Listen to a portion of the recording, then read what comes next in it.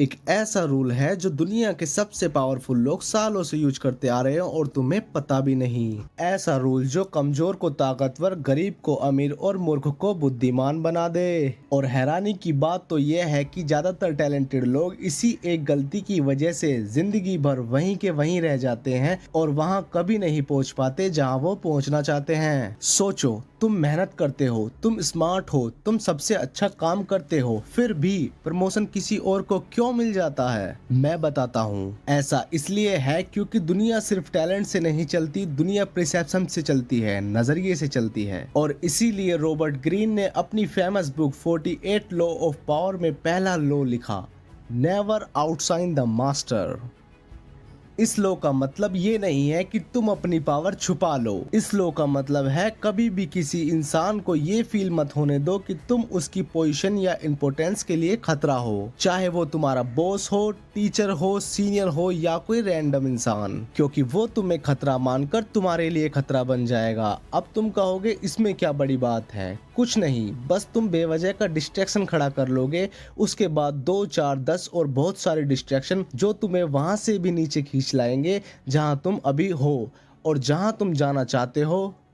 अब तुम खुद ही समझ जाओ। अब मेरी एक बात ध्यान से सुनो, इंसान लॉजिक से नहीं अपने इमोशन से डिसीजन लेता है। अगर किसी को लगेगा कि तुम उससे ज्यादा इंटेलिजेंट या पावरफुल दिखने की कोशिश कर रहे हो तो वो तुम्हारे सपोर्ट करने के बजाय तुम्हारे अगेंस्ट काम करने लगेगा। आओ एग्जांपल से समझते हैं। मान लो एक ऑफिस में 2 एम्प्लॉय हैं। पहला एम्प्लॉय हर मीटिंग में बॉस की गलती सबके सामने पकड़ लेता है, उसे लगता है कि वह स्मार्ट दिख रहा है। दूसरा एम्प्लॉय भी उतना ही टैलेंटेड है, लेकिन वो रेस्पेक्ट के साथ अपनी बात रखता है, ऐसा फील कराता है जैसे बॉस का ये आइडिया था। वो बॉस को पब्लिकली एम्बेरस नहीं करता। कुछ महीनों बाद प्रमोशन किसको मिलता है? ऑफ कोर्स दूसरे एम्प्लॉय को, क्योंकि लोग उसके साथ कंफर्टेबल फील करते हैं। वो पावरफुल है। पावर सिर्फ टैलेंट से ही नहीं, ट्रस्ट से भी बनती है। अब तुम सोचोगे प्रमोशन मिलना कौन सी बड़ी बात है, आखिर क्या ही हो गया? अब एक इंटरेस्टिंग बात सुन लो। ये लो सिर्फ ऑफिस में ही नहीं चलता, बल्कि पॉलिटिक्स, बिजनेस, हिस्ट्री, हर जगह ये रूल दिखाई देता है। बहुत से पावरफुल लोग अपनी असली स्ट्रेंथ तुरंत नहीं दिखाते, वो पहले रिलेशनशिप बनाते हैं, फिर धीरे धीरे इन्फ्लुएंस क्रिएट करते हैं और पावरफुल बन जाते हैं। चेस की तरह समझो, किंग सबसे पावरफुल नहीं होता,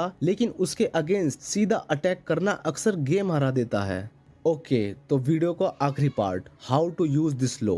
थ्योरी तो समझ गए, पर रियल लाइफ में कैसे अप्लाई करना है वो भी सीख लो। पॉइंट नंबर 1, पब्लिक में किसी सीनियर को एम्बेरस मत करो। पॉइंट नंबर 2, जब भी सजेशन दो उसे रेस्पेक्ट के साथ दो। पॉइंट नंबर 3, ज्यादातर टाइम दूसरों को क्रेडिट दो। सबसे इम्पोर्टेंट पॉइंट नंबर 4, अपने रिजल्ट को खुद बोलने दो, हर बार खुद को प्रूफ करने की जरूरत नहीं होती। और एक इम्पोर्टेंट बात सुन लो, कभी भी ईगो और इंटेलिजेंट को मिक्स मत करो। स्मार्ट होना अलग बात है और स्मार्ट दिखना अलग बात। अगर तुम ये एक लो समझ गए तो लोग तुम्हें अपना कॉम्पिटिटर नहीं, अपना एली समझेंगे। तुम्हारे लिए अपॉर्चुनिटीज बढ़ेंगी और धीरे धीरे तुम इन्फ्लुएंस बिल्ड करोगे। ये मैनिपुलेशन नहीं है, ये ह्यूमन साइकोलॉजी को समझना है। याद रखो, दुनिया में कई बार सबसे पावरफुल इंसान वो नहीं होता जो सबसे ज्यादा चमकता है, बल्कि वो होता है जो सही वक्त आने तक अपनी रोशनी को कंट्रोल करना जानता है। और ये तो बस पहला लो था, अभी 47 और बाकी हैं। चैनल को सब्सक्राइब कर लो ताकि आने वाले लॉज आपसे मिस ना हो सके और सही जानकारी, सही ताकत सही हाथों में जा सके।